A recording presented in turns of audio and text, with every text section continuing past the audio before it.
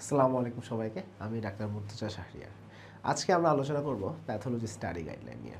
আমাদের নতুন যেই এমবিবিএস কারিকুলাম, সেই কারিকুলাম অনুযায়ী প্যাথোলজি আসলে আমরা এখন 4th ইয়ারে পড়ছি। প্যাথোলজি কেন পড়বো? প্রথমে এটা নিয়ে কথা বলতে চাই।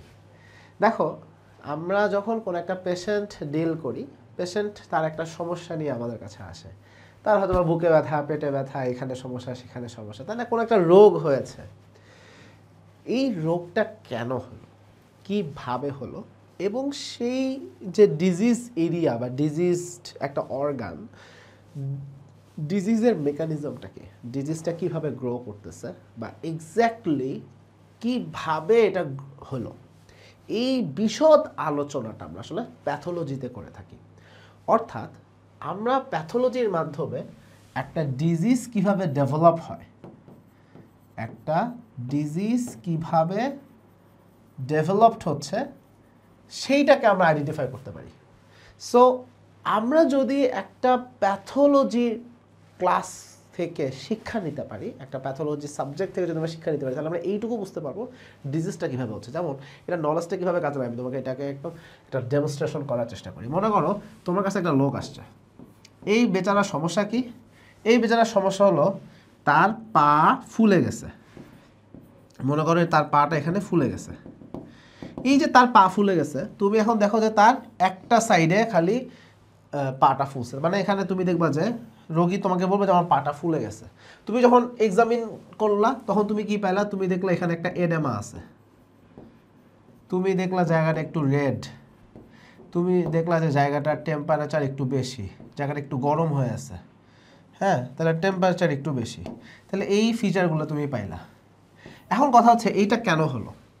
আমি যেটা চিন্তা করি এটা বললাম, মনে করো লোকটা আসলে একটা ডিপ ভেইন থ্রম্বোসিস, এটা একটা ডিজিজ কন্ডিশন ডেভেলপ করছে। এবং এই ডিপ ভেইন থ্রম্বোসিসটা কীভাবে হয়েছে? মনে করো যে কোনো কারণে মূল সমস্যা, মনে করো যে এটা হচ্ছে ভেইন, এই ভেইনের এখানে একটা থ্রম্বাস ফর্মেশন হয়েছে। থ্রম্বাস ফর্মেশন হয়ে এখানে ব্লাড সামনে আর আগাইতে পারতেছে না। আগাইতে না পারার কারণে এখানে দেখা যাচ্ছে ব্লাড অ্যাকুমুলেট করতে করতে এই জায়গাটা একটা হাইড্রোস্ট্যাটিক প্রেশার খুব বেশি বেড়ে যায়, যেহেতু ব্লাড সামনে আগাইতে পারে না, ভেনাস কনজেশন হয়। এবং হাইড্রোস্ট্যাটিক প্রেশার হলে এখানে তখন আমরা এডেমা হতে দেখি। এবং এখানে ইনফ্লামেটরি কিছু চেঞ্জেসও আমরা আসলে অনেক সময় ডেভেলপ হইতে দেখি। সব মিলাই বেসিক কথা হচ্ছে এই জায়গাটা তখন আমরা দেখব যে পেশেন্টের একটা ক্লিনিক্যাল ফিচার ডেভেলপ করতেছে, এবং এই ফিচারের জন্য তার এই সিমটমগুলো অ্যারাইজ করলো, এবং আমি সিমটম অ্যানালাইসিস করে আমি সেইখান থেকে তখন চিন্তা করব যে এটা কি ডিপ ভেইন থ্রম্বোসিস হলো কি না।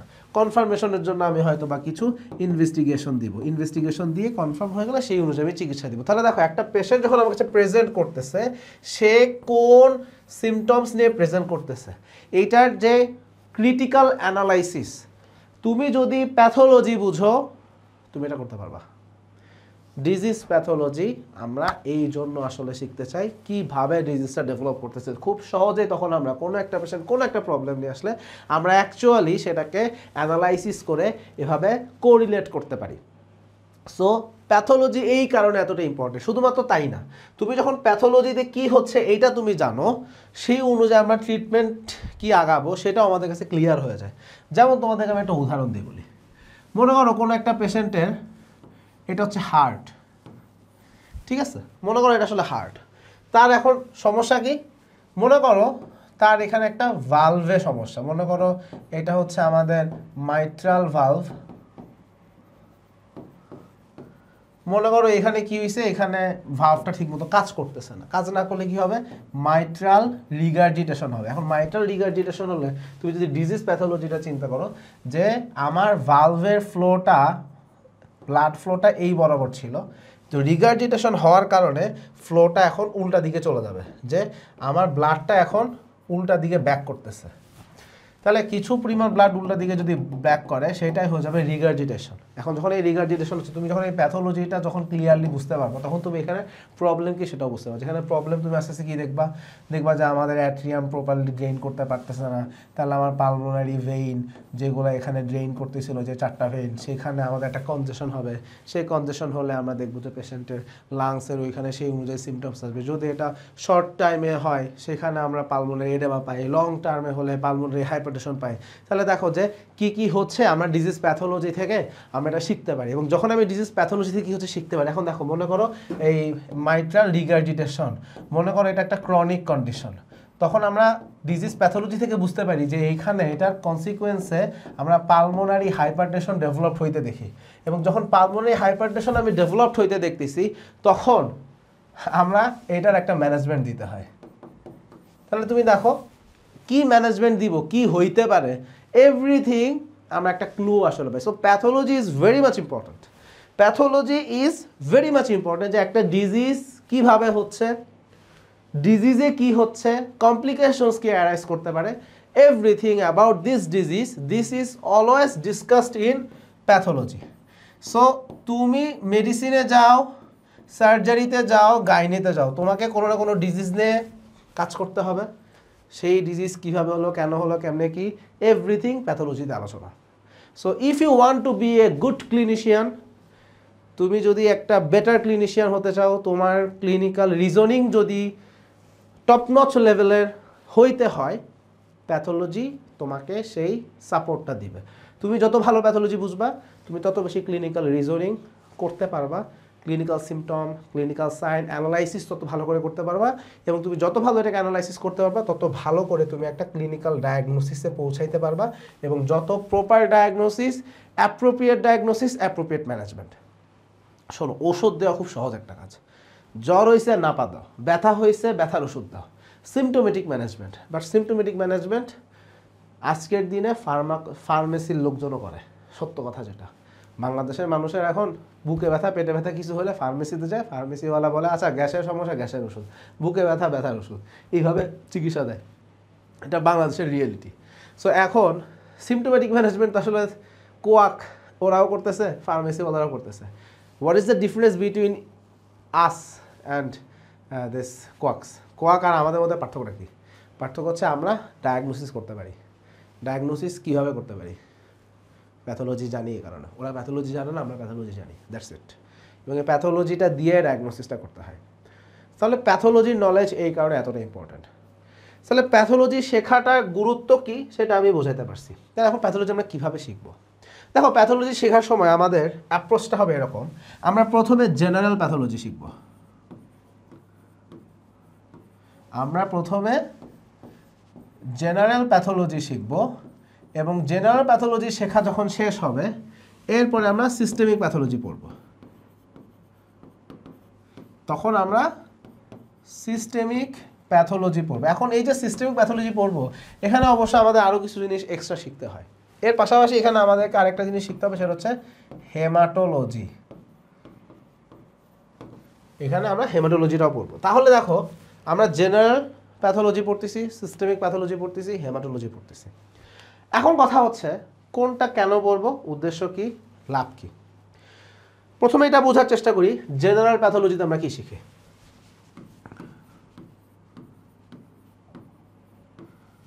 সো এবার আসো জেনারেল প্যাথোলজি। দেখো, তোমাকে একটা কমন একটা কাহিনী বলি।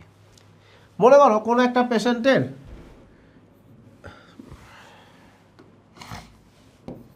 অ্যাকিউট লেফট ভেন্ট্রিকুলার ফেইলার হয়েছে। কোনো একটা পেশেন্টের অ্যাকিউট লেফট ভেন্ট্রিকুলার ফেইলার হয়েছে। এইখানে অবশ্যই আমি একটা জিনিস হইতে দেখবো, সেটা হচ্ছে এখানে আমরা দেখবো পেশেন্টের পালমোনারি এডেমা হচ্ছে, এটা তুমি হইতে দেখবা। আবার মনে করো কোনো একটা পেশেন্টের ক্রনিক হার্ট ফেইলার আছে। মনে করো কোনো একটা পেশেন্টের ক্রনিক হার্ট ফেইলার আছে, তার ক্ষেত্রেও তুমি এডেমা দেখবা। এই এডেমাটা তুমি কোথায় পাবা? মোস্টলি তুমি এডেমাটা ফেস করবা যে তার একটা লেগ এডেমা আছে। আবার মনে করো কোনো একটা পেশেন্টের সিকিডি আছে, ক্রনিক কিডনি ডিজিজ, এখানেও তুমি এডেমা পাবা, এখানেও তুমি এডেমা পাবা। মনে করো কারো কোনো একটা বাচ্চার নেফ্রোটিক সিনড্রোম হয়েছে, এখানেও তুমি এডেমা পাবা। তাহলে দেখো, এই এডেমা এক এক জায়গায় এক এক কন্ডিশনে হচ্ছে, কমন জিনিস প্রত্যেকটা জায়গায় এডেমা। তাহলে দেখো, এরকম কিছু কন্ডিশন আছে যেটা সব জায়গাতেই কম বেশি আমরা আসলে সব সিস্টেমেই কম বেশি আমরা পাবো। এডেমা, কনজেশন, টিউমার, হ্যাঁ, ইনফ্লামেশন। তাহলে এরকম কিছু সেলুলার অ্যাডাপ্টেশন আমরা বলতে পারি, হাইপারট্রফি, তারপরে মেটাপ্লাসিয়া, এরকম অ্যাট্রফি। তাহলে এরকম কিছু সেলুলার অ্যাডাপ্টেশন, কিছু inflammation, healing and repair process, মনে করো তোমার হাতে কাটছে, তোমার পেটে কাটছে, তোমার পায়ে কাটছে, রিপেয়ার প্রসেস সব জায়গায় সেম। তাহলে এই রিপেয়ার প্রসেস থেকে শুরু করে এরকম কিছু কমন বেসিক প্যাথোলজিক্যাল ইভেন্টস যেটা সব সিস্টেমেই তুমি হতে দেখবা, হ্যাঁ, মোরাললেস। তাহলে এই যে কমন কিছু ফেনোমেনন, এই কমন কিছু ফেনোমেনন নিয়ে আলোচনা করা হয় জেনারেল প্যাথোলজি। তুমি এই জন্য দেখবা জেনারেল প্যাথোলজিতে আমরা কি নিয়ে আলোচনা করি? Cellular adaptation, cellular adaptation. তুমি দেখবা জেনারেল প্যাথোলজিতে আমরা কি নিয়ে আলোচনা করতেছি? নেক্রোসিস, কিভাবে সেল মারা যায়, নেক্রোসিস অথবা অ্যাপোপ্টোসিস, কিভাবে সেলগুলো মারা যায় সেইগুলো নিয়ে আলোচনা করতেছি। তারপর তুমি দেখবা আমরা ইনফ্লামেশন নিয়ে কথা বলি। ইনফ্লামেশন তো বডির বিভিন্ন সিস্টেমে বিভিন্ন সময় বিভিন্ন কারণে হচ্ছে। তাহলে ইনফ্লামেশনে কি হচ্ছে, অ্যাকিউট ইনফ্লামেশনে কি হচ্ছে, ক্রনিক ইনফ্লামেশনে কি হচ্ছে। তাহলে তুমি এখানে দেখো যে আমরা এই জায়গায় একটা গ্রস জিনিস যেটা সব জায়গাতেই হচ্ছে, তার একটা কমন প্রেজেন্টেশন নিয়ে আমরা আলোচনা করছি। এই ইনফ্লামেশনটা এক্স্যাক্টলি কী জিনিস। ইনফ্লামেশন যেখানেই হোক, সিমিলারিটি ইন প্রসেস। আমার লাংসে কোনো একটা ইনফ্লামেশন হচ্ছে, এখানে ইনফ্লামেটরি প্রসেসটা যদি আমার হাতের এই মাসলের এখানে কোনো ইনফ্লামেশন হয়, বেসিক প্রসেস সেম। তাহলে inflammation, necrosis, apoptosis, cellular adaptation থেকে শুরু করে এরকম কিছু কমন কিছু টপিক আছে যেটা আসলে মোটামুটিভাবে আমরা জেনারেলাইজড একটা সিস্টেমের মধ্যে ফেলাই। জেনারেলাইজড করার কারণে জেনারেল প্যাথোলজিতে আলোচনাগুলো করা হয়। তবে এর পাশাপাশি আরও কিছু আলোচনা আসলে নিয়ে আসা হয়, যেমন মনে করো টিউমার। এখন দেখো টিউমার পুরা বডির সকল অর্গানে হয়। এখন আমি যখন সিস্টেমিক প্যাথোলজি আলোচনা করি, সিস্টেমিক প্যাথোলজিতে স্পেসিফিক টিউমার নিয়ে কথা বলি। মনে করো কোনো একটা পার্সনের প্যারোটিড গ্ল্যান্ডে টিউমার হয়েছে, প্যারোটিড গ্ল্যান্ডের টিউমার নিয়ে আলোচনা করবো সিস্টেমিক প্যাথোলজিতে। বাট টিউমার একটা হচ্ছে, সেটা ম্যালিগন্যান্ট হতে পারে, বিনাইন হতে পারে। বিনাইন কেমন, ম্যালিগন্যান্ট কেমন, আল্লাহর দুনিয়া কত রকম টিউমার হতে পারে, তার বেসিক কনসেপচুয়াল আলাপটা আমরা জেনারেল প্যাথোলজিতে করব। তাহলে এইগুলো হচ্ছে জেনারেল প্যাথোলজির মূল আলোচনার জায়গা। এর পাশাপাশি আমাদের কারিকুলাম অনুযায়ী আমাদের কিছু এক্সট্রা কিছু এনভায়রনমেন্টাল জেনেটিক কিছু ডিজিজ নিয়েও আলোচনা করা হয়, একটা কমন একটা জেনারেলাইজড আলোচনা। তাহলে এইগুলো দিন শেষে আমরা আসলে জেনারেল প্যাথোলজিতে আলোচনা করতেছি। সিস্টেমিক প্যাথোলজিতে আমরা কি করি? এক একটা সিস্টেম ধরে ধরে আলোচনা করা। যেমন মনে করো আমাদের লাং, যখন আমরা লাং নিয়ে আলোচনা করব, লাংসে কি কি হইতে পারে? নিউমোনিয়া হইতে পারে। লাংসে কি হইতে পারে? এখানে পেশেন্ট আমাদের কাছে অ্যাজমা নিয়ে আসতে পারে, সিওপিডি নিয়ে আসতে পারে, ক্যান্সার নিয়ে আসতে পারে। তাহলে এখানে কিন্তু আসলে অনেক রকম প্যাথোলজিক্যাল কন্ডিশন ডেভেলপ করতে পারে, অনেক রকম ডিজিজ হইতে পারে। যত রকম ডিজিজ কন্ডিশন লাংসে হইতে পারে, সব কিছু কেন হলো, কিভাবে হলো, এই আলোচনাটা সিস্টেমিক প্যাথোলজিতে করব। মনে করো কোন একটা মহিলার ওভারি, ওভারিতে কি কি প্রবলেম হইতে পারে? ওভারিতে সিস্ট হতে পারে, টিউমার হতে পারে, বিনাইন টিউমার হতে পারে, ম্যালিগন্যান্ট টিউমার হতে পারে, different types of problems, different types of diseases, এইগুলো নিয়ে আলোচনা হবে সিস্টেমিক প্যাথোলজিতে। বাট কমন কি? টিউমার। টিউমার জিনিসটা কমন। টিউমার এখানে হতে পারে, এখানে হতে পারে, এখানে হতে পারে, বহুত জায়গায় হতে পারে। টিউমারের A to Z নিয়ে আলোচনা করবো জেনারেল প্যাথোলজিতে। এখন কথা হচ্ছে আমি তাহলে জেনারেল প্যাথোলজি, সিস্টেমিক প্যাথোলজি এইটুকু বুঝলাম। এখন কথা হচ্ছে প্যাথোলজি আমরা পড়বো কীভাবে। হেমাটোলজি আলাপটা পরে করবো, আগে প্যাথোলজি নিয়ে বলে নিই। এখন দেখো আমাদের প্যাথোলজি শেখার জন্য বাজারে অনেক রকম রিসোর্সেস অ্যাভেলেবল, কিন্তু আমি যতগুলো রিসোর্স ঘাটাঘাটি করছি সব কিছুর পরে আমার কাছে আজকের এই দিনে মনে হয় প্যাথোলজি শেখার জন্য একটা বই যথেষ্ট, সেটা হচ্ছে রবিন্স। প্যাথোলজি শেখার জন্য এই একটা বই যথেষ্ট। You need no other books. একটা সিঙ্গেল বই পড়ো, রবিন্স পড়ো। এই রবিন্সে এখানে কিছু আলোচনা আছে যেটা তোমার জন্য একটু বেশি মনে হবে, ওটা আসলে যারা প্যাথোলজিস্ট হবে তাদের জন্য কিছু জিনিস এখানে আছে। বাট এমবিবিএস কারিকুলাম অনুযায়ী যতটুকু তোমার শেখা দরকার, এমবিবিএস এর পরে পোস্ট গ্রাজুয়েশন করতে চাও, যতটুকু শেখা দরকার, রবিন্স উইল প্রোভাইড এভরিথিং। আমি যখন এমআরসিপি দিতে গেছি, এমআরসিপি দিতে গিয়েও আমাকে অসংখ্য ডিজিজ সম্পর্কে পড়তে হয়েছে যেটা আমি এমবিবিএস লাইফে পড়ি নাই। আফটার এমবিবিএস আমাকে নতুন করে পড়তে হয়েছে অনেকগুলো ডিজিজ কন্ডিশন সম্পর্কে জানার জন্য, এবং ওই ডিজিজগুলোকে বোঝার জন্য আমাকে রবিন্সের কাছে ফেরত আসতে হয়েছে। তাহলে দেখো আমার এমবিবিএস লাইফে রবিন্সকে লাগছে, আমি কোনো প্যাথোলজিস্ট না, আমি একজন ক্লিনিশিয়ান, আমি ইন্টারনাল মেডিসিনে ক্যারিয়ার করতেছি। আমি যখন এমআরসিপি পার্ট 1 পরীক্ষা দিচ্ছি, ইভেন এমআরসিপি পার্ট 2 এক্সামের জন্য আমাকে রবিন্সের কাছে ফেরত আসতে হচ্ছে ফর কনসেপচুয়াল নলেজ বা ফর কনসেপ্ট গ্যাদারিং বা কনসেপচুয়াল কিছু ডাউট থাকলে বা কোনো প্রবলেম থাকলে আমাকে রবিন্সের কাছে ফেরত আসতে হয় টু আন্ডারস্ট্যান্ড দ্য ডিজিজ। মেডিসিনে টু আন্ডারস্ট্যান্ড দ্য ডিজিজ, আমার একটা পার্সোনাল উক্তি বলতে পারো, সেটা হচ্ছে আমি যেমন বলি যে ফার্মাকোলজি শেখার জন্য ফিজিওলজি জানা দরকার, আমি যেমন বলি যে ANS is the gate of pharmacology, ঠিক একইভাবে কেউ যদি ক্লিনিশিয়ান হইতে চাও, বিশেষ করে যদি কেউ মেডিসিনে ক্যারিয়ার করতে চাও, তুমি একটা গ্রেট ক্লিনিশিয়ান হতে চাও, তোমার ডায়াগনস্টিক অ্যাকুরেসি ভালো হওয়া দরকার, তোমার ক্লিনিক্যাল রিজনিং ভালো হওয়া দরকার, তুমি যদি নিজের ওই জায়গায় নিতে চাও, ইউ নিড দিস, তোমাকে রবিন্সের কাছে আসতে হবে, তোমাকে প্যাথোলজিটা বুঝতে হবে। মনে করো একটা রোগী তোমার কাছে আসতে, রোগীর চেহারা দেখে রোগীর বডির মধ্যে প্যাথোলজিক্যাল প্রসেসটা কি তোমার মাথার মধ্যে উইদিন সেকেন্ডস চোখের সামনে যেন ভেসে উঠবে, এই লেভেলের নলেজ তোমাকে গাদা করতে হবে, এইভাবে তোমাকে শিখতে হবে। মনে হয় একটা রোগী এসে তোমাকে বলছে বাবা আমার বুকে খুব ব্যথা, ওইটা কি ক্লিনিক্যাল প্রেজেন্টেশনটা তুমি যখন আসলো তোমার কাছে, হিস্ট্রি নিবা, এক্সামিন করবা, যখন তুমি হিস্ট্রি নিবা এক্সামিনেশন করবা, তখন তোমার মাথার মধ্যে ডিজিজ প্যাথোলজির সাথে ক্লিনিক্যাল হিস্ট্রি এবং সাইন সিমটমকে কোরিলেট করে তোমার মাথার মধ্যে ব্রেন স্টর্মিং হয়ে অটোমেটিক মাথার মধ্যে কাজ করবে, এটা কি হার্ট অ্যাটাকের পেইন, নাকি এটা অ্যাওরটিক অ্যানিউরিজমের পেইন, নাকি এটা অন্য কোনো সমস্যা, নাকি এটা জার্ডের প্রবলেম, তোমাকে তখনই মাথার মধ্যে রিজনিং করে নিয়ে আসতে হবে যে তার বডির মধ্যে এই ঘটনা ঘটতেছে। মানে তুমি যদি রোগী একটা কথা বলতেছে, তোমার চোখের সামনে যেন ভেসে উঠছে, যে মনে করো একটা পেশেন্টের জার্ডের ব্যথা উঠছে, রোগী তোমাকে বলতেছে, রোগীর কথা শুনে তোমার চোখের সামনে যেন ভেসে উঠছে, তুমি চোখ দিয়ে হয়তো রোগীর বুকের দিক তাকায়, তুমি বুঝতেছো তার এখানে ইসোফেগাসটা আছে, ইসোফেগাসে এইভাবে একটা রিফ্লাক্স উঠছে, তখন তার ব্যথা হচ্ছে, তুমি you will be able to feel it, you will be able to feel it. এইভাবে প্যাথোলজিটা তোমাকে শিখতে হবে। এবং ক্লিনিক্যাল রিজনিং সবচেয়ে ভালো করতে পারার মূল শর্তটাই হলো ডিজিজ প্যাথোলজিটা বোঝা। ডিজিজ প্যাথোলজি তুমি যত ভালো বুঝবা, তুমি তত ভালো ক্লিনিশিয়ান হবে ইনশাআল্লাহ। তাহলে শেখার জন্য বেস্ট বুক কোনটা? Robbins. General pathology, systemic pathology, যেটাই বলো না কেন। আমি যখন প্যাথোলজি ক্লাস নিচ্ছিলাম তখন আমি আসলে রবিন্স থেকে ক্লাস নিচ্ছি, বাট আমি গাইডটা সামনে আনছি এই কারণে আমি দেখতে চাইছি গাইডে কি আছে আর বইয়ে কি আছে, পার্থক্যটা আসলে কত।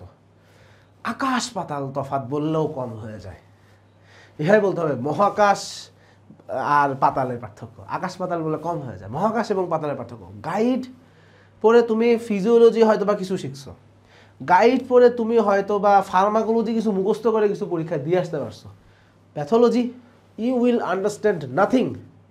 গাইড, শুধু গাইড যদি কেউ পড়ো, প্যাথোলজির পও তুমি বুঝবা না। তুমি মনে করতে পারো তুমি প্যাথোলজি পও বুঝো, এটা তুমি জোর করে দাবি করতে পারবা হয়তো বা, বাট তোমাকে একটু নাড়া দিলে তুমি ধরা পড়ে যাবা। সর্বোচ্চ পরীক্ষা দিয়ে আসতে পারবা কিনা সেটাও ডাউটফুল জায়গা, পরীক্ষাতেও তুমি আসলে আটকায় যাবা যদি স্ট্যান্ডার্ড কোশ্চেন হয়, স্ট্যান্ডার্ড ভাইবা হয়, স্ট্যান্ডার্ড কোশ্চেন হয়, তুমি আটকাবা। তোমাকে যদি টিচার ইজি গো মানে আচ্ছা ছেড়ে দিচ্ছে, মেবি ওটা তোমার এক্সাম পাস হয়ে যাবে, but real life, clinical life প্রত্যেকটা ধাপে ধাপে ফেল করবা। সো রবিন্সের কোনো বিকল্পই নেই। অনেকেই কথা বলে যে জেনারেল প্যাথোলজিটা রবিন্স থেকে পড়ো, সিস্টেমিকটা গাইড থেকে পড়ে নিও। রং। জেনারেল এবং systemic both should be studied from Robbins. তাহলে এখন রবিন্স পড়াই লাগবে, এর কোনো বিকল্প নাই। এটা কিভাবে পড়বো? রবিন্স পড়ার নিয়ম কি? দেখো, রবিন্স পড়ার একটা টেকনিক আছে। টেকনিকটা হচ্ছে রবিন্স ভুলেও মুখস্থ করতে যাবা না। তোমাদের একটা ভুল ধারণা মেডিকেলে ঢোকার শুরু থেকে মাথার মধ্যে কাজ করে, মেডিকেলে সব কিছু মুখস্থ করতে হয়। অ্যাবসোলুটলি রং। মেডিকেলে সব কিছু বুঝে নিতে হয়, বুঝার পরে কিছু ইনফরমেশন মুখস্থ করতে হবে, বাট দুইটাকে একত্রে মিশিয়ে কাজ হয়। তুমি না বুঝে যদি মুখস্থ করো, এটা লাস্ট করবে না, তোমার মাথায় থাকবে না। বাট তুমি যদি জিনিসটাকে বুঝতে পারো, দেন কিছু ইনফরমেশনকে তুমি মুখস্থ করো, দুইটা মিলে তখন তোমার এই নলেজটা তোমার কাজে লাগবে এবং এই নলেজটাকে অ্যাপ্লাই করতে হবে। তুমি যদি জাস্ট না বুঝে মুখস্থ করো, you will never be able to apply this knowledge. Never ever, কখনোই কোনোভাবেই সম্ভব না। সো রবিন্স বুঝে পড়তে হবে প্রথমে। এই বুঝে পড়ার জন্য তোমাকে প্রথমে একটা রিডিং দিতে হবে। ঠান্ডা মাথায় তুমি রবিন্সটা পড়ো, ঠান্ডা মাথায় বোঝার চেষ্টা করো সে কী বলতে চাচ্ছে। তুমি যদি শুরু থেকেই চিন্তা করছো আমি একদম লাইন বাই লাইন ধরে ধরে মুখস্থ করবো না, এভাবে হবে না। তুমি রবিন্সটা প্রথমে পড়ো, বোঝার চেষ্টা করো সে কী বলছে, সেটাকে একটা গল্পের মতো দেখো, এটাকে একটা উপন্যাস হিসেবে দেখো, একটা গল্প হিসেবে দেখো, একটা সিনেমার গল্প মতো মনে করো তুমি একটা সিনেমার স্ক্রিপ্ট পড়তেছো, জাস্ট বোঝার চেষ্টা করো। সো প্রথমে এইটা বোঝো, দেন তুমি একবার পড়ছো, বুঝছো যে কী বলছে, এইবার তুমি যতটুকু তোমার দরকার তুমি এটা মুখস্থ করা ট্রাই করো। তবে এখানে কিছু কথা আছে, কিছু কিছু সাবজেক্ট আছে আসলে একা একা 100% আসলে হয় না, দ্যাট ইজ ট্রু। কিছু কিছু সাবজেক্ট আছে যেটা একা একা আসলে হয় না, you need a teacher. Medical science এই জন্যই ঘরে বসে পড়ে আসলে হয় না, তোমাকে একটা মেডিকেল কলেজে যেতে হবে, তোমার কিছু টিচারের সাথে তোমাকে থাকতে হবে। সো অবশ্যই তোমাদের টিচার যদি তোমাদেরকে প্যাথোলজি ভালো ক্লাস নেয় তোমার সেটা ফলো করা উচিত। মনে করো যে কোনোভাবে হোক তুমি ল্যাকিংস আছে, পড়তে গিয়ে বুঝতেছো না, একটা টিচারের হেল্প নাও। কীভাবে হেল্প নিবা? ইউটিউবে 1000টা ফ্রি ভিডিও আছে, ইউটিউবে 1000টার উপরে ফ্রি ভিডিও আছে, দেখো। তোমার নিজ কলেজের সিনিয়রের কাছে যাও, তোমার ব্যাচমেটের কাছে যাও যে ভালো বোঝে, অনলাইনে অনেকেই এখন পড়াচ্ছে, যার কাছে তোমার সুবিধা হয় তুমি তার কাছে যাও, but you need a teacher. এককভাবে কোনো হেল্প ছাড়া পড়তে পারবা না সেটা আমি বলি নি, পারবা। If you are extremely meritorious তুমি পারবা, কিন্তু সবাই পারবে না, যারা পারবে না they will need some help. এবং এই হেল্পটা নাও তুমি, যেখান থেকে তোমার জন্য অ্যাফোর্ডেবল হয়, সুবিধা হয়, তুমি সেখান থেকে নাও। বাট রবিন্সটা তুমি পড়ো, এখানে কোনো যদি কিন্তু কোনো অবকাশ নাই, সহজ কথা রবিন্স শেষ। এবং রবিন্সটা প্রথম পড়ায় মুখস্থ করতে যেও না, রবিন্স প্রথম পড়ায় যেটা করবা বোঝার চেষ্টা করো। একবার যখন তুমি বুঝতে পারছো, সেকেন্ড টাইম তুমি পড়ো, এবার তুমি এটাকে মেমোরাইজ করো, তখন তুমি এটাকে মিলাইতে পারবা। এবং যখন তুমি প্যাথোলজিটার মজা টের পাবা তখন তুমি আসলে বুঝতে পারবা যে ক্লিনিক্যাল রিজনিং কতটা ইজি হয়ে যায়। তুমি যদি প্যাথোলজি খুব ভালো করে বোঝো, ক্লিনিক্যাল মেডিসিন তোমার জন্য ইজি হয়ে যাবে।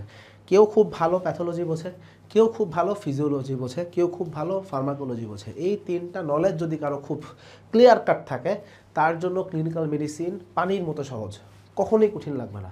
অনেকেই ডেভিডসন পড়তে যে হারায় যায়, বিরক্ত হয়ে যায়। কারণটা কি? কারণ হচ্ছে ডেভিডসন যখন বইটা ওরা লিখছে, ওরা ধরে নিছে তুমি ডিজিজ প্যাথোলজি জানো, ওরা ধরে নিছে তুমি ফার্মাকোলজি প্যাথোলজি এগুলো শিখে আসছো। সো ওরা এই জন্য অনেক জায়গায় এক্সপ্লানেশন দেয় নাই, অনেক জায়গায় এক্সপ্লানেশন দেয় না, জাস্ট কি পয়েন্টসগুলো তুলে দিয়ে গেছে। বিকজ অলরেডি বইটা অনেক মোটা হয়ে গেছে, এটাকে আরও ডিটেলসে লিখলে আরও মোটা হয়ে যাবে, লেন্দি হয়ে যাবে আলোচনা। সো এরা জানে যে তুমি পড়ে আসছো, সো তুমি এটাকে এখন পড়তে গেলে কোরিলেট করতে পারবা। কিন্তু স্টুডেন্টদের যে প্রবলেমটা হয়, এরা যখন রবিন্স না পড়ে কোনো রকমের গাইড পড়ে পাস করে, এরপর যখন রবিন্স খোলে কোনো কিছুই কীভাবে কী হলো কিছুই বুঝতে পারে না। বুঝতে না পারার মূল কারণটাই হলো তুমি প্যাথোলজি পারো না। ইনফ্যাক্ট আমি ক্লিনিক্যাল মেডিসিন একটু বললাম না যে এমআরসিপি দিদিকে বারবার আমি রবিন্সে ফেরত আসি, বিকজ যখন আমি কোনো একটা ডিজিজ নিয়ে পড়তে গেছি, যে ডিজিজ নিয়ে আমি আগে কোনো দিন পড়ি নাই, আমি ডিজিজে কিছুই বুঝতেছি না, তাই না? জাস্ট দুইটা সায়েন্স সিমটম মুখস্থ করে তার ডিজিজ ডায়াগনোসিস হয় না।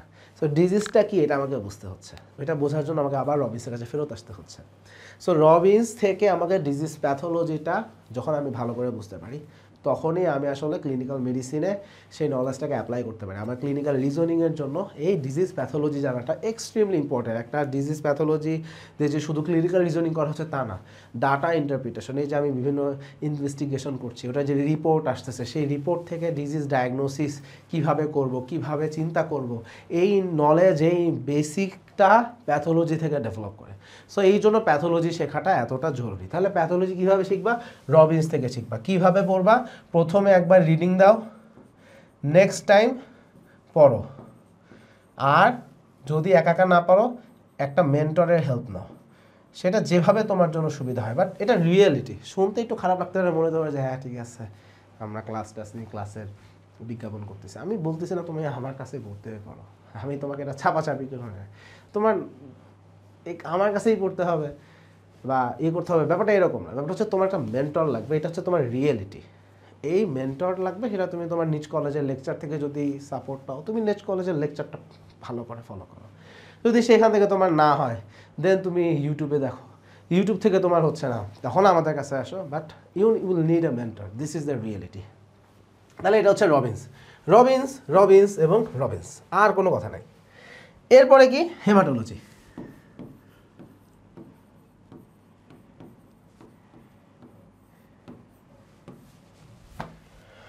হেমাটোলজিটা আসলে কতটা ইম্পর্ট্যান্ট? মেডিসিনে যাও, সার্জারিতে যাও, গাইনিতে যাও, হেমাটোলজি তোমার লাগবে, লাগবে এবং লাগবেই। মেডিসিনে গেলেও লাগবে, সার্জারিতে গেলেও লাগবে, গাইনিতে গেলেও লাগবে, বিকজ হেমাটোলজিক্যাল কন্ডিশন প্রত্যেকটা ডিপার্টমেন্টেই থাকে। সার্জারি করতে যাচ্ছ, অ্যানিমিয়া আছে, অ্যানিমিয়া থাকলে কি সবারে গণহারে আয়রন দিবা, সবারে গণহারে ব্লাড দিবা? এত সিম্পল তো না, তাই না?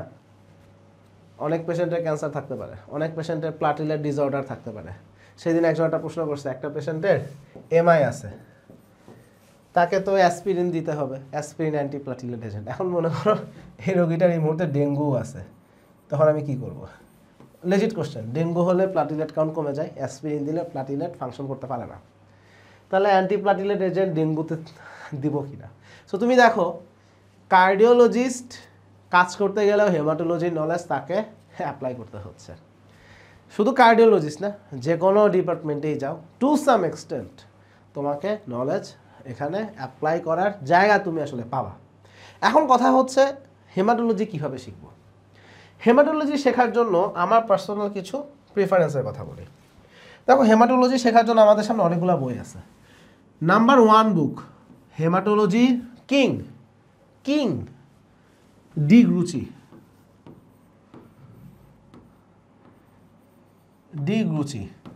ডিগ্রুচি কিং, কোনো সন্দেহ নাই। আমি নিজে বইটা খুবই পছন্দ করি। ডিগ্রুচি বইটার বৈশিষ্ট্য কি? এরা হেমাটোলজির আলোচনাটা যখন করছে, প্রত্যেকটা জিনিসকে এমনভাবে এক্সপ্লেইন করছে যে ইট উইল কভার এভরিথিং। তোমার কনসেপচুয়াল জায়গা থেকে ডিগ্রুচি 100তে 100 ফুল সাপোর্ট দিবে। ইনফ্যাক্ট আমি এমআরসিপি দেওয়ার জন্য হেমাটোলজির যে যতটুকু আমি শিখছি, আমি ডিগ্রুচি থেকে আমাকে শিখতে হয়েছে, আমি ডিগ্রুচির কাছে ফেরত গেছি। এটা আমাকে এক্সট্রিম লেভেলের কনফিডেন্স দিচ্ছে এবং আমি হেমাটোলজিতে খুব ভালো নাম্বারও পেয়েছিলাম। হেমাটোলজিতে আমার পার্সোনাল কনফিডেন্স অনেক বেশি। এটার একটা বড় কারণ ডিগ্রুচি বইটা আমি খুবই পছন্দ করি। এটার প্রেজেন্টেশনও ভালো, যে প্রেজেন্টেশনের প্রবলেমটা ক্যাটজাং আমি ফিল করছি, বা প্রেজেন্টেশন রিলেটেড প্রবলেমটা আমার কাছে, এটা শুনলে অনেকে মাইন্ড করবে, অনেকে রাগ করবে যে মূর্ত যে এই কথা কেন বললো, বাট আমার কাছে মনে হয়েছে ডেভিডসনের প্রেজেন্টেশনটা ভালো না, আমার কাছে এর থেকে কুমার ক্লার্কের প্রেজেন্টেশনটা বেশি ভালো আছে মেডিসিনের ক্ষেত্রে। এটা অনেকটা কন্ট্রোভার্সিয়াল কথা হয়ে গেল, বাট আমার কাছে এটা মনে হয়েছে, এটা আমার পার্সোনাল ওপিনিয়ন। সো ডেভিডসন, ক্যাটজাং, তারপরে এরকম কিছু বই আছে যেগুলো আসলে এক্সিলেন্ট বুক, কোনো ডাউট নাই, কিন্তু প্রবলেম হচ্ছে প্রেজেন্টেশনটা হার্ড হয়ে গেছে। বাট ডিগ্রুচির ক্ষেত্রে এরকম না, ডিগ্রুচি অনেক ইনফরমেশন দিচ্ছে, প্রেজেন্টেশনটা স্মুথ।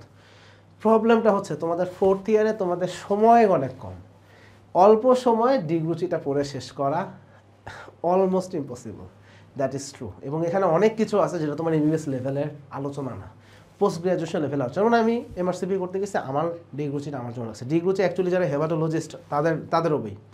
সো এটার এভরিথিং আসলে তোমাদের জন্য না, এমবিবিএস কারিকুলামের জন্য না, বাট এর মধ্যে এমবিবিএস কারিকুলাম 100% কভার হয়ে যায়। বাট ডিগ্রুচির ক্ষেত্রে একটা ব্যাপার হচ্ছে, you will need a mentor. ডিগ্রুচিকে 100-এ 100 ইউটিলাইজ করতে গেলে এমবিবিএস লাইফে you will need a mentor. But এটা তুমি একা একা পড়তে পারবা না, আমি সেটা বলছি না, তুমি পারবা। ইফ ইউ আর ইন্টেলিজেন্ট আলাফ তুমি পারবা, বাট প্রবলেম তুমি যেটা ফেস করবা, টাইমে প্রবলেম ফেস করবা। বাট ডিগ্রুচি ইজ দ্য কিং, এবং আমি এটাকে অবশ্যই রিকমেন্ড করি। সেকেন্ড যে বই, এটার নাম হচ্ছে রবিন্স। আচ্ছা, রবিন্সের হেমাটোলজি নিয়ে কিছু কথা বলি। রবিন্সের হেমাটোলজি দিয়ে পরীক্ষা দিয়ে আসতে পারবা না, ডিগ্রুচি দিয়ে পরীক্ষা দিয়ে আসতে পারবা, রবিন্স দিয়ে আসতে পারবা। বাট রবিন্সের যেটা তোমার হবে, কিছু পার্টিকুলার টপিক, সবগুলা না, কিছু পার্টিকুলার টপিক্সের খুব এক্সিলেন্ট ডিজিজ প্যাথোলজি আলোচনা করা হয়েছে। এক্সিলেন্ট মানে ডিজিজ প্যাথোলজিটা তুমি শুধু জানতে চাচ্ছ, এইভাবে যদি চিন্তা করো তোমাকে রবিন্স অনেক হেল্প করবে। বাট তুমি যদি ওভারঅল হেমাটোলজি চিন্তা করো তাহলে হবে না। কিছু পার্টিকুলার ডিজিজ কন্ডিশনের ডিজিজ প্যাথোলজিটা কি, সেই প্যাথোলজিটার জন্য তুমি রবিন্স থেকে বুঝতে পারবা, বাট ওভারঅল হেমাটোলজির জন্য এটা ঠিক না। সো রবিন্সটা প্লাস মাইনাস। আমি রবিন্স পড়েছি, আমি রবিন্স থেকে উপকৃত হয়েছি, কিন্তু একক বই হিসেবে এটা যথেষ্ট না। এবং হেমাটোলজি থেকে যদি একটা বই পড়তে চাও, রবিন্স আসলে এটা দিয়ে হবে না। একটা বই সিঙ্গেল পড়তে চাও, ডিগ্রুচি ইজ ওকে, বাট ডিগ্রুচিটা একটু লেন্দি, এটা একটা ইস্যু। তাহলে আমাদের একটা অল্টারনেটিভ সলিউশন লাগবে। অল্টারনেটিভ সলিউশন আমার পছন্দের personal suggestion Rama Das Naik.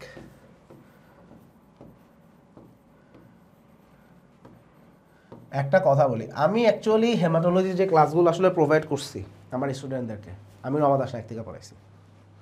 And Ramadas Nayak covers everything. বইটা সাইজ একটু ছোট, সব কিছু কভার হয়েছে, এক্সাম কভার হবে, কনসেপ্ট কভার হবে, কোনো জায়গায় কোনো ঘাটতি থাকবে না। গ্রুচি আর রমাদাস নায়কের মধ্যে পার্থক্য কী? গ্রুচির আর রমাদাস নায়কের মধ্যে বেসিক পার্থক্য হচ্ছে রমাদাস নায়কের এক্সপ্লানেশনটা এমবিবিএস কারিকুলাম অনুযায়ী প্রেসাইজ, ডি গ্রুচিটা এমবিবিএস কারিকুলামকে ছাড়াই গেছে। ডি গ্রুচিটা ক্লিনিক্যাল মেডিসিনের বই থেকে বড় বই, মানে ক্লিনিক্যাল মেডিসিনের বই থেকে তুমি হেমাটোলজি যা শিখবা, রমাদাস নায়কের বই থেকে হেমাটোলজি তার থেকে বেশি শিখবা। মনে করো আমি ইন্টারনাল মেডিসিনে ক্যারিয়ার করতেছি, আমি ডেভিডসন পড়ে বা কুমার অ্যান্ড ক্লার্ক পড়ে একটা হেমাটোলজিক্যাল কন্ডিশনের ক্লিনিক্যাল মেডিসিনের পার্সপেক্টিভ যেভাবে বুঝবো, ডি গ্রুচি থেকে আমি ক্লিনিক্যাল মেডিসিনের পার্সপেক্টিভ আরও বেশি বুঝবো। এটা আমার personal experience. Ramadas Nayak haematology হিসেবে perfect, for clinician purpose not enough. De Gruchy যেটা আমাকে কভার দিচ্ছিল, অ্যাকচুয়ালি আমার clinician purpose Ramadas Nayak serve করার কথা না, ওটা আমার ক্লিনিক্যাল মেডিসিনের বই আমাকে পারপাস সার্ভ করবে। কিন্তু ডি গ্রুচি এটা করছে, রমাদাস নায়কটা জাস্ট হেমাটোলজির বই হিসেবে আসলে কাজ করছে এবং গুড, আসলে ভালো বই। সো রমাদাস নায়কটা আমার পার্সোনাল সাজেশন। কেউ একটা বই পড়বো, সময় কম, একটা বই পড়বো রমাদাস নায়ক, সময় আছে ডি গ্রুচি। যদি কেউ ডি গ্রুচি পড়ো, রমাদাস নায়ক পড়ার দরকার নাই। কেউ রমাদাস নায়ক পড়লে ডি গ্রুচি চাইলে পড়তে পারো। রবিনসেটটা কি? রবিনসেটটা মনে করো তোমার, তুমি দেখবা কিন্তু দেখাটা হচ্ছে থার্ড বুক হিসেবে, তাহলে এটা হচ্ছে শেখার ক্রম। আরও কিছু বই আছে, হফ ব্র্যান্ড বইটা আমি পড়ছি, সুন্দর বই। হফ ব্র্যান্ডও তোমরা পড়তে পারো, বাট হফ ব্র্যান্ড থেকে এভরিথিং তোমার কভার হবে না। আসলে কিছু কিছু টপিক তুমি হফ ব্র্যান্ড থেকে দেখতে পারো। হফ ব্র্যান্ড আরেকটা বই, এটা ভালো বই, খারাপ বই না। আমি এখানে এই বইগুলোকে আমি খুব রেসপেক্ট করি। আমার কথা শুনে কেউ এরকম মনে করে আমি এই বইটাকে ছোটো করতেছি, ছোটো না। এগুলো প্রত্যেকটা টেক্সট বুক এবং টেক্সট বুকগুলোকে আমি খুবই পছন্দ করি। So hop brand is another book.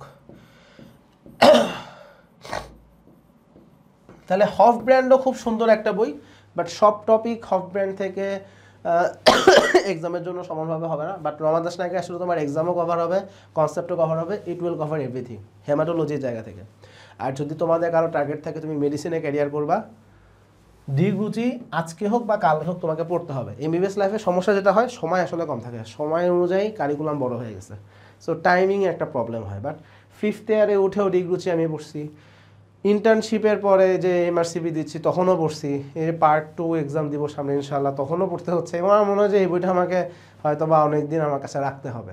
So it is important.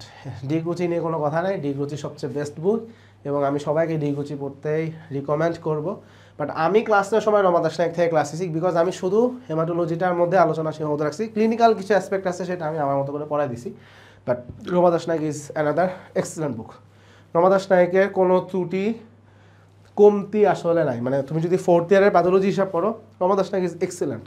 তোমাদের প্যাথোলজিতে আরেকটা আলোচনা আসলে নিয়ে আসা হয়, সেটা হচ্ছে ক্লিনিক্যাল প্যাথোলজি। ক্লিনিক্যাল প্যাথোলজি নিয়ে আমার কিছু কথা আছে। দেখো, ক্লিনিক্যাল প্যাথোলজির বেসিক জিনিস হলো ডাটা ইন্টারপ্রিটেশন। তোমরা ক্লিনিক্যাল প্যাথোলজিতে যেটা অ্যাকচুয়ালি পড়তেছো, এটাকে আমরা ডাটা ইন্টারপ্রিটেশন এইভাবে বলতে পারি, যে একটা রিপোর্টে কী কী রেজাল্ট আসতে পারে, সেটা কী কী হইতে পারে, এইগুলো নিয়ে কথাবার্তা। সো এইটার জন্য প্রেসাইজভাবে রবিনস কি যথেষ্ট? উত্তর হচ্ছে রবিনস থেকে তুমি অনেকগুলো ইনফরমেশন পাবা, কিন্তু ক্লিনিক্যাল প্যাথোলজি তোমার কারিকুলাম যেভাবে চাই সেভাবে তোমার হবে না। তোমার এখানে অনেক কিছু তোমায় জানতে পারবা রবিনস থেকে, বাট তোমার কারিকুলাম তোমার কাছ থেকে যেটা চাই 100-এ 100 রবিনস থেকে হবে না। তো তুমি কোন বই পড়তে পারো ফর ক্লিনিক্যাল প্যাথোলজি? সত্যি কথা হচ্ছে, তোমরা তো আসলে সবাই গাইড পড়ো, তো আমি জানি গাইডে যে আলোচনাটা নিয়ে আসছে বেসিক্যালি ওরা ক্লিনিক্যাল মেডিসিনের বইগুলো থেকে অনেক ইনফরমেশন নিয়ে আসছে। আরও অনেক ইনফরমেশন এরা কোথেকে নিয়ে আসছে আমি আসলে জানি না, আমি নিজে অনেক ঘাটাঘাটি করছি, আমি আসলে জানি না কোথেকে এগুলো খুঁজে পেয়েছে। সো এখানে একটা জিনিস অবভিয়াস, কিছু ইনফরমেশন ক্লিনিক্যাল মেডিসিনের বই থেকে আসছে। অর্থাৎ তুমি যে ডেভিডসন পড়তেছো, কুমার ক্লার্ক পড়তেছো, বা ক্লিনিক্যাল মেডিসিনের যে বইগুলো আছে ওগুলো থেকে আসলে ইনফরমেশন নিয়ে এসে ওরাকে একটা গুছায় একটাই করছে। তবে কিছু বইও আসলে আছে, যেমন রমাদাস নায়কের যে হেমাটোলজির বই, ওইটাতে হেমাটোলজির পাশাপাশি ক্লিনিক্যাল প্যাথোলজিরও আলোচনা আছে, এবং রমাদাস নায়ক থেকে ক্লিনিক্যাল প্যাথোলজির যে আলোচনাগুলো করা হয়েছে that is excellent, just excellent. কিন্তু তোমাদের কারিকুলামের জন্য মোস্ট প্রবাবলি এইটুকু যথেষ্ট না। তোমার কারিকুলামের জন্য আসলে ক্লিনিক্যাল মেডিসিনের বই থেকে যে ইনফরমেশনগুলো তোমার গাইডে গুছায় আনছে সেটা আসলে টু সাম এক্সটেন্ট ওইভাবে আসলে তোমাদের জানতে চায়। সো তোমরা এটা ওখান থেকে দেখতে পারো, যদি আমি আসলে মানে প্রিফার গাইড পছন্দ করি না, বাট কিছু জিনিস তোমাদের জন্য গোছানোটা তোমাদের জন্য কঠিন। এখন তোমাকে যদি লিভার ফাংশনটা সে টু জেড অনেকগুলো বই থেকে নোট করে গুছাতে হয়, তোমার সময় লাগবে অনেক। বাট তুমি যদি করতে পারো, তুমি যদি আসলেই করতে পারো, তুমি কোত্থেকে পড়বা? তুমি বই থেকে পড়তে চাও, আমি তোমাকে রিসোর্স দেখাচ্ছি। তুমি যদি বই থেকে আসলে ক্লিনিক্যাল প্যাথোলজি ব্যাপারটা জানতে চাও, তুমি দেখবা তোমার যে ডেভিডসন বই আছে, ডেভিডসন হচ্ছে 5th ইয়ারের মেডিসিনের বই। ডেভিডসনে প্রত্যেকটা সিস্টেম তুমি যদি খুলো, তুমি কি দেখবা জানো? প্রত্যেকটা সিস্টেম চালু করছো। মনে করো তুমি কার্ডিওলজি দিয়ে শুরু করছো, সিস্টেমে দেখবা প্রথমে অ্যানাটমি, ক্লিনিক্যাল ফিজিওলজি, এই আলোচনাগুলো করা হয়েছে। এরপরে দেখবা যে এই আল্লাহর দুনিয়া যে ইনভেস্টিগেশনগুলো করা হয় সেগুলো নিয়ে একটা সেপারেট আলোচনা আছে। এবং প্রত্যেকটা সিস্টেমের একদম শুরুতে, প্রত্যেকটা সিস্টেমের শুরুতে একটা ক্লিনিক্যাল অ্যানাটমির আলোচনা থাকে, ক্লিনিক্যাল ফিজিওলজির আলোচনা থাকে। এবং তুমি দেখবা ওখানে এই ইনভেস্টিগেশন, কী কী ইনভেস্টিগেশন ওই সিস্টেমে করা হয় তার একটা ব্রিফ আলোচনা ডেভিডসনে আসলে করা হয়েছে। তোমরা যদি ক্লিনিক্যাল প্যাথোলজি জিনিসগুলো আসলে জানতে চাও, আসলে কোথায় আছে, তোমরা ডেভিডসনটা খুলো। ডেভিডসন খুলে প্রত্যেকটা সিস্টেমের এই যে ইনভেস্টিগেশনের যে ফিচারের যে পার্টটা পাবা সেটা দেখো, তুমি এখান থেকে জেনুইন কিছু জিনিস শিখতে পারবা। তবে পরীক্ষার জন্য আসলে তোমাদের গাইডে যেভাবে সাজাই দেওয়া মোটামুটি ওইভাবেই তোমাদের পরীক্ষায় শুনতে চাই, এটা আমি স্বীকার করতেছি। বাট তুমি শেখার জায়গাটা, যদি শেখার জায়গাটাকে বলো, তাহলে ক্লিনিক্যাল মেডিসিনের বই থেকে আসলে ক্লিনিক্যাল প্যাথোলজি এটা আসলে শিখতে হয়। But Rama Das Nayak is another good example. এখানে কিছু আলোচনা আছে, রমা দাস নায়ক ভালো, কিন্তু 100-100 কভার হয় না আসলে। সো কেউ যদি রমা দাস নায়কের ক্লিনিক্যাল সেগমেন্ট প্লাস ডেভিডসন থেকে এই সেগমেন্টটা দেখো, তোমার ক্লিনিক্যাল প্যাথোলজি তোমার যে নলেজটা দরকার ওটা এখন আসলে চলে আসবে, মানে শেখার জায়গা থেকে বলছি। তাহলে এই হচ্ছে মোটামুটি পড়ার জিনিস। তোমাদের পরীক্ষাতে এমবিবিএস কারিকুলামে দেখবা যে সিস্টেমিক প্যাথোলজিতে টিউমারের হিস্টোপ্যাথোলজি এগুলোর পেছনে অনেক বেশি এফোর্ট দেওয়া হয়। এগুলা কি লাগে নাকি লাগে না? উত্তর হচ্ছে তুমি যদি সার্জন হও, তুমি যদি গাইনিতে যাও, গাইনোকোলজিস্ট হও, সেখানে তোমার টিউমারের এত ডিটেলস লাগে। বাট মেডিসিনে যে একদমই লাগে না ব্যাপারটা তা না, মেডিসিনেও আসলে লাগে। সো এটাকে তুমি পড়তে গিয়ে তোমার বিরক্ত লাগবে যে তোমার মনে হবে তুমি টিউমার নিয়ে অনেক বেশি পড়ে ফেলছো, কিন্তু এটা আসলে ইম্পর্টেন্ট হচ্ছে। যেমন ক্লিনিক্যাল মেডিসিনে কিন্তু তোমার কাছে পেশেন্ট আসবে, তোমাকে ডায়াগনোসিস করে প্রপার রেফারাল করতে হবে, বাট ক্লিনিক্যাল ডায়াগনোসিসও তোমাকে করে আসতে হবে। সো অ্যাপ্লিকেশন যে নাই সেটা না, অনেকে পড়তে গিয়ে মোটিভেশন হারায় ফেলে। বাট আমার কথা হচ্ছে প্যাথোলজিতে তোমরা যেটা শিখতেছো এটার অ্যাপ্লিকেশন তোমাদের লাইফে টু সাম এক্সটেন্ট তোমরা আসলে পাবা ইনশাআল্লাহ। শুধু এটাকে তোমরা হেলাফেলা করো না, এটাকে তোমরা সিরিয়াসলি নাও এবং এটাকে তোমরা পড়ো। বাট একটা জিনিস ট্রু, ক্লিনিক্যাল মেডিসিনের প্রত্যেকটা ডিজিজের যে ডিজিজ প্যাথোফিজিওলজি সেটা এমবিবিএস কারিকুলামের মধ্যে অন্তর্ভুক্ত না, এমবিবিএস কারিকুলামের মধ্যে নাই, কিন্তু আমাদের জন্য ইম্পর্ট্যান্ট। আমি পার্সোনালি মনে করি মেডিসিনের অ্যাসপেক্ট থেকে এরকম অনেক ডিজিজ প্যাথোফিজিওলজি আলোচনা রবিনসে আছে, কিন্তু সেটা আমাদের কারিকুলামে ওভাবে ফোকাস করা হয় না, বা আমাদের প্যাথোলজি এক্সামে অত বেশি ফোকাস করা হয় না। দেখা যাচ্ছে টিউমারের উপর অনেক বেশি ফোকাস দিয়ে ফেলছে, বাট ওগুলো আসলে ইম্পর্টেন্ট। সুতরাং তুমি এমবিবিএস স্টুডেন্ট থাকা অবস্থায় 4th ইয়ারে প্যাথোলজি যতটুকু শিখতেছো এটা আসলে ইনকমপ্লিট শেখা থাকবে, এবং 5th ইয়ারে গিয়ে বা তুমি যখন পোস্ট গ্র্যাজুয়েশন যাবে তখন তোমাকে আবার রবিনসের কাছে ফেরত আসতে হবে। বিকজ দেখা যাচ্ছে, মনে করো জাস্ট সেইম একটা উদাহরণ দেওয়ার জন্য বলতেছি, মনে করো একটা কন্ডিশন হচ্ছে অ্যালপোর্ট সিনড্রোম, একটা কন্ডিশন হচ্ছে অ্যালপোর্ট সিনড্রোম। এইটাতে মূল সমস্যা কি? আমাদের যে টাইপ 4 কোলাজেন, এটার একটা ডিফেক্ট আছে। ডিফেক্ট বা এটা রিলেটেড একটা প্রবলেম, সহজ কথা, টাইপ 4 কোলাজেন রিলেটেড একটা প্রবলেম। এই জন্য টাইপ 4 কোলাজেন যেই জায়গায় আছে সেই জায়গায় তার প্রবলেম হয়। টাইপ 4 কোলাজেন কোথায় আছে? কিডনিতে আছে, গ্লোমেরুলার মেমব্রেন, বেসমেন্ট মেমব্রেন সেখানে আছে। তারপরে তুমি তোমার যে লেন্স সেখানে পাবে, এরকম বেশ কিছু জায়গায় আছে। সো এই পেশেন্ট তুমি দেখবা যে রেনাল প্রবলেম নিয়ে আসে, সেন্সরি নিউরাল ডিফনেস নিয়ে আসে, তারপরে দেখবা যে চোখে দেখায় সমস্যা, কিছু পেশেন্ট রেটিনাইটিস পিগমেন্টোসা নিয়ে আসে, এরকম অনেক কিছু। তো এখন দেখা যাচ্ছে অ্যালপোর্ট সিনড্রোম নিয়ে ক্লিনিক্যাল মেডিসিনে আমাকে এমআরসিপির সময় পড়তে হয়েছে, কিন্তু ডিজিজ প্যাথোলজি আমি জানতাম না। সো আমি যখন ডিজিজে ক্লিনিক্যাল ফিচার পড়তেছি আমার কোরিলেশনটা হচ্ছিল না। আমার কোরিলেশন শেখার জন্য আমাকে আবার প্যাথোলজি পড়তে হয়েছে, অ্যালপোর্ট সিস্টেমে অ্যালপোর্ট সিনড্রোমের A to Z pathological feature আমাকে পড়ে নিয়ে তখন ক্লিনিক্যাল মেডিসিন আমি কোরিলেট করতে পারছি। সো এই প্যাথোলজিরই অনেক কিছু আছে যেটা তোমাদের এমবিবিএস লাইফে তোমাদেরকে কারিকুলামের মধ্যে নাই, এমবিবিএস লাইফে তোমাকে শেখাবে না। বাট তুমি যদি মেডিসিনে ক্যারিয়ার করো বা তুমি যদি সার্জারিতে ক্যারিয়ার করো বা গাইনিতে ক্যারিয়ার করো, তোমাকে আসলে বারবার ফিরে আসতে হবে, 5th ইয়ারে ফিরে আসতে হবে, পোস্ট গ্র্যাজুয়েশনের সময় ফিরে আসতে হবে। সুতরাং এই বইটাকে তুমি তোমার কাছে রেখে দাও, বন্ধু বানাও এবং এটার সাথে সম্পর্ক রেখে দাও। সুতরাং এইটা হচ্ছে, দেখো আমরা যে গাইডলাইনগুলো দিই এটা শুধুমাত্র তোমার আইটেম পাসের গাইডলাইন না, এটা শুধুমাত্র তোমার পরীক্ষা পাস করার গাইডলাইন না। এই গাইডলাইনটা আসলে তুমি যেন এইটা শিখতে পারো, সাবজেক্টটা শিখতে পারো এবং সাবজেক্টটা শিখে তুমি যেন এই নলেজটাকে তোমার লাইফে অ্যাপ্লাই করতে পারো। আমাদের গাইডলাইন, আমাদের ক্লাস, আমাদের মূল আলোচনাটা এটাকে কেন্দ্র করে যে exam is not everything. Exam একটা পার্ট অফ লাইফ। মানে তুমি একটা ধাপ থেকে আরেকটা ধাপে যাচ্ছ, সেটা একটা চেকপোস্ট বলতে পারো। সো চেকপোস্ট অতিক্রম তো করতেই হবে, কিন্তু আমার গন্তব্য তো আসলে অনেক দূর, তাই না? গন্তব্যের অনেক দূর, 4টা চেকপোস্ট পার করলেই সেটা গন্তব্যের শেষ না, গন্তব্যের শেষটা আরও দূরে। তোমার গন্তব্য যেন চেকপোস্ট পর্যন্ত না হয়। তোমার এক্সাম ওরিয়েন্টেড পড়ালেখা তোমার গন্তব্যকে সংক্ষিপ্ত করে দেয়, ছোট করে দেয়, বাট তোমার গন্তব্য হওয়া উচিত আরও দূর, আরও দূর। মানুষ চাঁদে গেছে, মানুষ চাঁদ থেকে যদি দূরে যাইতে পারে সেটা আরেকটা অ্যাচিভমেন্ট হবে না?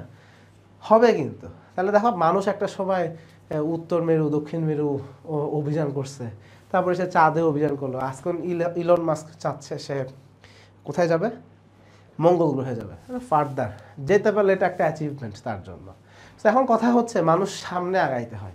তো তুমি যদি চেকপোস্টে থেমে যাও তুমি আগাইতে পারবে না। সো এমবিবিএস কারিকুলামের প্যাথোলজি তোমার প্যাথোলজির শেষ না, প্যাথোলজির আরও অনেক কিছু বাকি আছে, বাট এটা একটা শুরু। এমবিবিএস কারিকুলাম প্যাথোলজির একটা শুরু, যেটা এখানেই শেষ হলো না, এটা আরও সামনে ধাপ আছে। এবং প্যাথোলজিস্টের কনসার্ন আলাদা, ক্লিনিশিয়ানদের কনসার্ন আলাদা। তুমি যদি ক্লিনিশিয়ান হতে চাও তোমাকে ডিজিজ প্যাথোলজি, ডিজিজ প্যাথোফিজিওলজি এই সেগমেন্টটা তোমাকে খুব ভালো করে শিখতে হবে, জেনারেল প্যাথোলজি সেগমেন্ট খুব ভালো করে শিখতে হবে।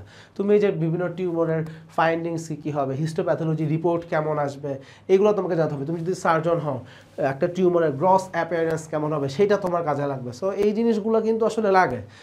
তাহলে এই ইনফরমেশনগুলো তুমি হয়তো বা পড়ার সময় বুঝতে পারবে না যে কীভাবে এটা তোমার কাজে লাগবে, তো যখন তুমি ক্লিনিক্যাল প্র্যাকটিসে আসবে তখন তুমি বুঝতে পারবা যে তোমার কোন নলেজটা কোথায় লাগছে। সুতরাং এগুলোকে হেলাফেলা করার কিছু নাই, তোমরা এটাকে সিরিয়াসলি নাও এবং তোমরা প্যাথোলজিটাকে পড়ো। এবং আমি সবসময় বলি গাইড পড়ে ফার্মা প্যাথো মাইক্রো ঘন শেখা যায় না, তোমাকে অবশ্যই টেক্সট বইয়ের সাথে সম্পর্ক রাখতে হবে। একা টেক্সট বই পড়তে না পারলে তোমার টিচারের হেল্প নাও। এখন বর্তমান সময়ে ইউটিউব আছে, গুগল আছে, ChatGPT আছে, আল্লাহর দুনিয়া শেখার সুযোগের অভাব নাই। সুতরাং তুমি তারপরে যে বিভিন্ন মানুষ আছে আমরা ক্লাস নিই, অনেক মানুষ আছে ফ্রি ক্লাস নিচ্ছে, পেইড আছে, সব রকম রিসোর্স অ্যাভেলেবল। তোমাকে হাত বাড়াইতে হবে, শুধু তুমি হাত বাড়াইলেই দেখবো তোমার সামনে কত কিছু আছে। তোমাকে শিখতে হবে, মূল উদ্দেশ্য হচ্ছে শেখা। তুমি শিখো যেন তুমি এই নলেজটাকে অ্যাপ্লাই করতে পারো। সবাইকে ধন্যবাদ।